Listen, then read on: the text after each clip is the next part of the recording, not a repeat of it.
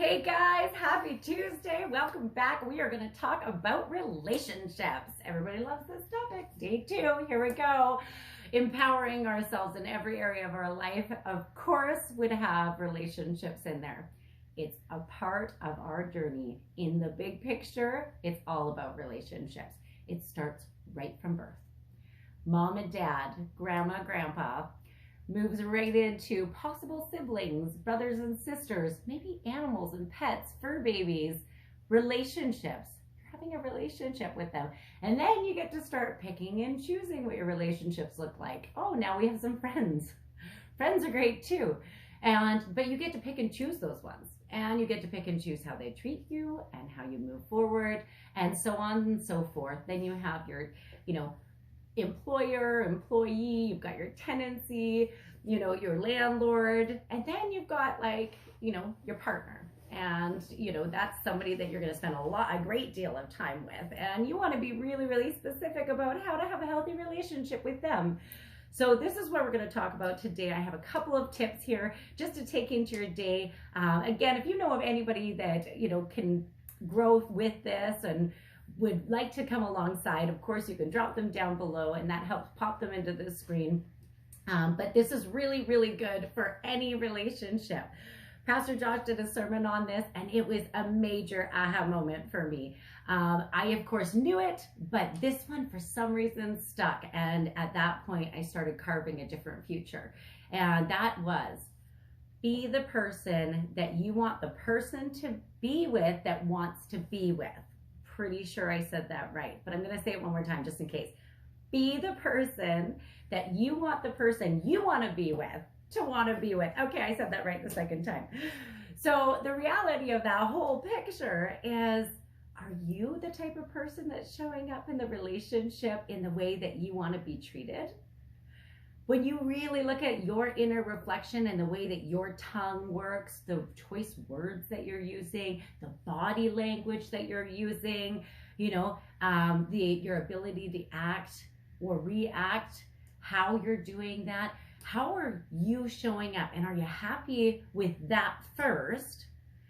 Is that going to attract the type of person that you're looking for? So second step is looking at what is the type of person that you want to look at and be. What kind of friends do you want? What kind of partner do you want? Are they aligned with where you're at? So you need to write those things down. These things don't happen subconsciously anymore. We're not children anymore. We're not like mom and dad are going to love us to the end of the earth. I know and understand that not all situations are like that, but mom, dad, grandma, grandpa, siblings are going to love us till the end of the earth because they're our family. We have now moved into very conscious relationships, and these are intentional. And with intentional, you need to be intentional. I have to be intentional. I have to be honest with myself. What makes me tick? And what kind of a person do I want in my life? And am I able to fill those boots? The only way to know that is to be clear about it. I'm telling you, the best thing that I did was write it down. I wrote it down so clear. I was so specific. Don't let anybody read it. You don't have to let anyone read it. But you know what? Writing it out helps. The clearer that your picture becomes in your life, the more that you're going to recognize distractions versus the real deal. And that gives you so much freedom to live within your goals and your dreams until those people show up. Those people will show up while you're living in your goals and your dreams, because likeness, attracts likeness. And you'll find that those people in those environments will align with the environment that you're in.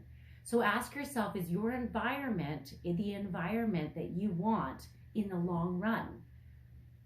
Is it attracting the type of people that in the long run that you want to spend the time with? Very, very important to be intentional in that. Second piece of information that I wanted to share this morning is the 5 love languages.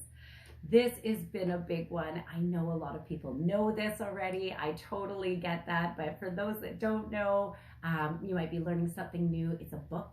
And it teaches you the 5 love languages, meeting others' needs and also identifying your own needs.